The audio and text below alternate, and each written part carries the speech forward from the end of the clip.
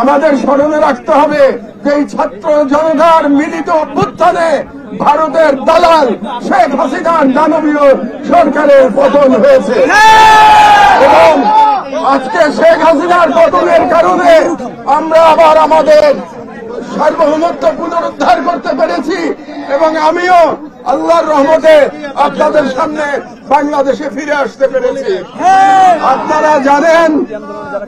আপনারা জানেন যে আমি আমার মায়ের গুরুতর অসুস্থতার কথা শুনে একদিনের নোটিশে আমাকে আসতে হয়েছে এবং আমার মা গুরুতরভাবে অসুস্থ।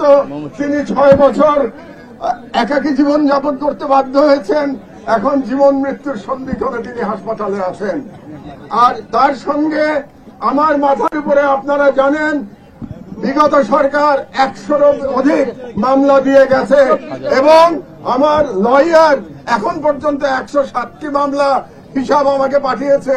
আরো মামলা থাকতে পারে এবং সেই মামলার মধ্যে একটি উদ্ভট এবং বিচিত্র এক মামলায় আমাকে 7 বছর সাজাও শুনিয়েছে এই সরকার এবং সেই মামলায় আমাদের বর্ষিয়ান সম্পাদক শফিক রহমান সাহেবের সাথে আমাকে জড়িয়েছে। শফিক ভাই খুব ভালো করেই জানেন যে ওই মামলার সাথে আমার বিন্দু মাত্র সংশ্লিষ্টতা নাই। তারপরেও শেখ হাসিনা তার বিদ্বেষ চরিতার্থ করার জন্য আওয়ামী আদালতকে দিয়ে আমাকে 7 বছরের জেল দিয়েছে। এর বাইরেও আমি শুনতে পেয়েছি আমার নামে গোটা 5 অ্যারেস্ট ওয়ারেন্টও অপেক্ষা করছে। আমার মায়ের অসুস্থতা এবং আমার সাজা এবং অ্যারেস্ট ওয়ারেন্ট এই পরিস্থিতি বিবেচনা করে আমি আজকে রাজনৈতিক বিষয়ে বক্তব্য দেওয়া সমীচীন মনে করছি না। আগামী 2 দিন আজকে এবং আগামীকাল হাসপাতালে আমি মায়ের সাথে থাকতে চাই। রোববারে ইনশাআল্লাহ আমি নিম্ন আদালতে গিয়ে হাসিনার দেওয়া সাজা এবং অ্যারেস্ট ওয়ারেন্টের মোকাবেলা করব। একটু এমনও হতে পারে ভাইয়েরা যে আদালত থেকে আমাকে কারাগারে যেতে হতে পারে, কিন্তু সেটা নিয়ে আমার কোনো সমস্যা নাই।